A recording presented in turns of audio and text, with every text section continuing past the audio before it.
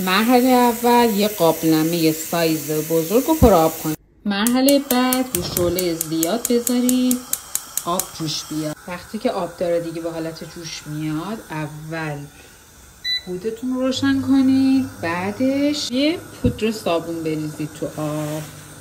خب نکته اساسی این که حواستون به گاز باشه. من اومدم استوریا رو جواب بدم، این سر رفت. حالا دیگه مجبورم همینجوری ادامه بدم دیگه. وقتی که جوش اومد کافیه که شما کف قابلمه رو بذارید توی این محلول.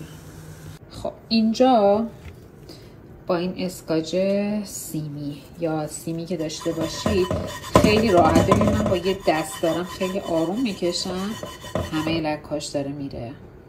حالا کافیه شما یکم مایه بزنید به این اسکاجتون.